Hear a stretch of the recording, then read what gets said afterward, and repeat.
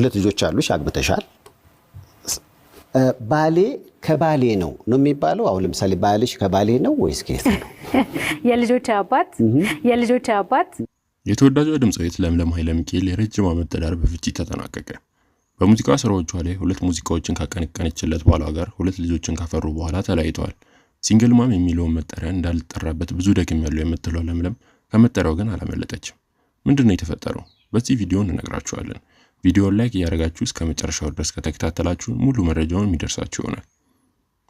ቀስ በቀስ እየተለመደ እንደ ደህና ፋሽን ተቀባይነቱ እየበዛ የመጣው የትዳር መፍታት ጉዳይ ከጊዜ ወደ ጊዜ እየተዛመተ ጉዳዩም ኖርማል እየሆነ ከዛም ማለፍ ሲል ደግሞ ኖርነቱ ቀርቶ በኩራት የሚነገር እየሆነ መጥቷል።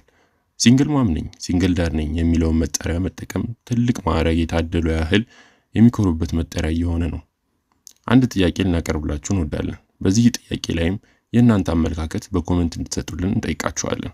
እናት አባቶቻችን ከዛም ማለፍ ስንል አያቶቻችን ትዳራቸው እስከ ሞት የጸና ጉዳይ ነበር።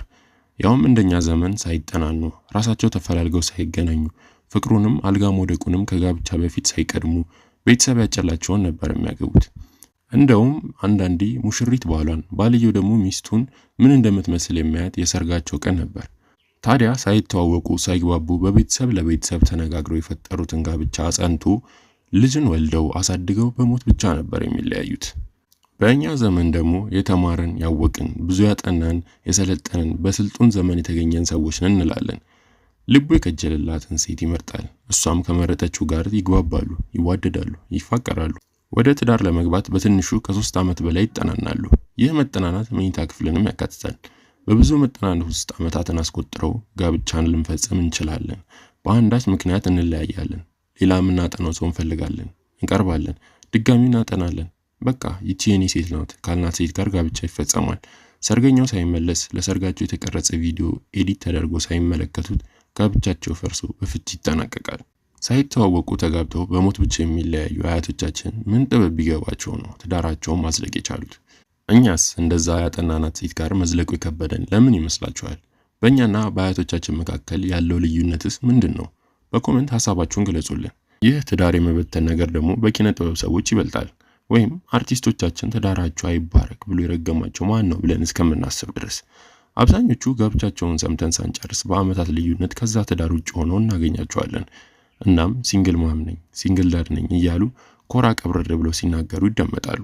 ታዲያ በርካቶች ትዳራቸውን እንደፈቱ የአደባባይ ምስጢር ቢሆንም የድምጻዊት ለምለም ኃይለ ሚካኤል የትዳር መፍረስ ጉዳይ ግን የተነገረ ነገር አይደለም። የሁለት ልጆች እናት የሆነችው ለምለም በአብዛኛው ቃለ መጠይቆቿ ላይ ለልጆች አርአያ መሆን ፈልጋለሁ በማለት ትደመጣለች። በህይወቴ ከምከውናቸው ነገሮች ሁሉ አርአያ በመሆን የሚከተሏት እናት እንደሆናቸው ጥረት አደርጋለሁ።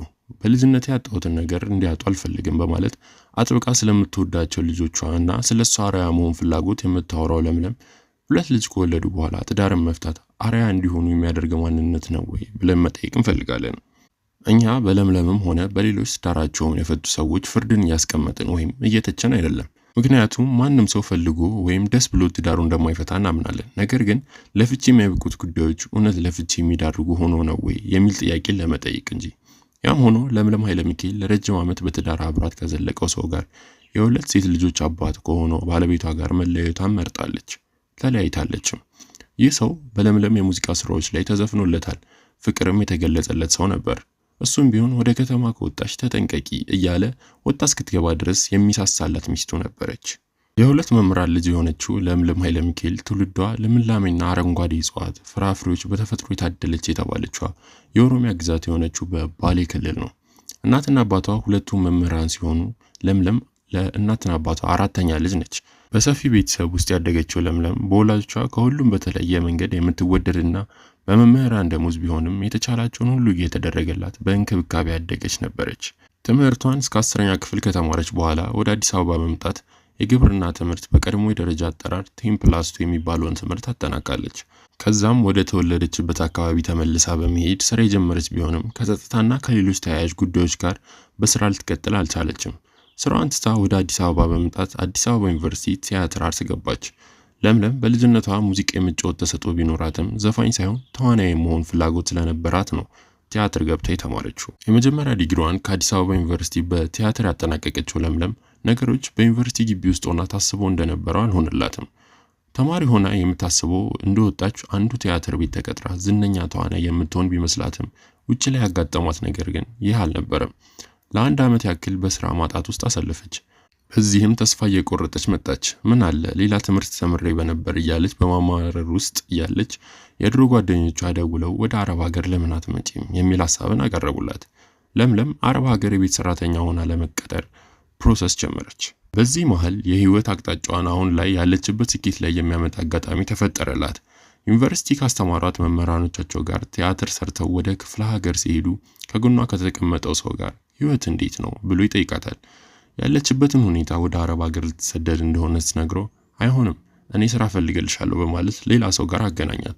ቀስ በቀስ ጉዳዩ የኛ ፕሮጀክት ላይ አሳረፋት። ከበርካታ ሰዎች መካከል ተፈትና የኛ ስትቀላቀል ህይወቷ ተቀየረ። በጊዜ እጅግ በጣም ከፍተኛ ክፍያ ይከፈላት ጀመር። ዝናውም መታወቁም ገንዘቡም መጣ። የተሻለ ኑሮ መኖርን ጀመረች። በዚህ መሃል ነው የልጇ አባት ከሆነው የአዲስ አበባ ተወላጅ ጋር የተዋወቀችው። ተዋወቁ፣ ተግባቡ፣ ፍቅርንም ጀመሩ። ልጅም ተፈጠረ። በወቅቱ ልጅ ለመውለድ ዝግጁ ነበርኩ ትላለች ለምለም ብዙ ጊዜ ስትናገር።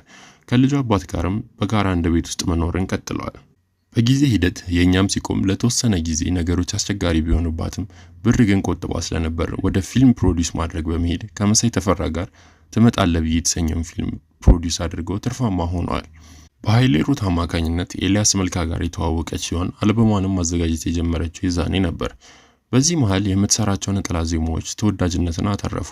በዩቲዩብ በርካታ ሚሊዮን እይታ ካላቸው ሙዚቃዎች መካከል የለምለም ስራዎች ተጠቃሽ ናቸው። ከባለቤቷ ጋር በፍቅር የምትኖረው ለምለም ሁለተኛ ሴት ልጇን ከባለቤቷ ወለደች። ፍቅራቸውም መተሳሰባቸውም ጨመረ። እሱን ይገልጻል ያለችውን ዘፈን ተጫወተችለት።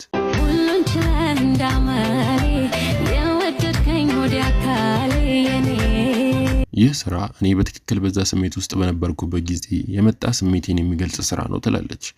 ገና ወደ እውቅና እየመጣች በነበረበት ጊዜ የተዋወቀችው የፍቅር አጋሯ ጋር ሁለት ልጆች ማፍራት ቢችሉም በመካከላቸው ያለውን ልዩነት ማስታረቅ ስላልቻሉ ትዳራቸውን በትኗል። ለምለም ሲንግል ማም የሚለውን መጠሪያ ተቀብላ ትኖራለች።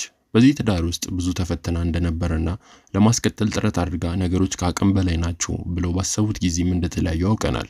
አሁን ላይ ለምለም ሁለት ልጆቿን ምንም እንዳይጎልባቸው አድርጋ አንቀባራ እያሳደገች ትገኛለች። ትዳሩ ግን እንደ ሌሎች የሙያ አጋሮቿ ተበትኗል።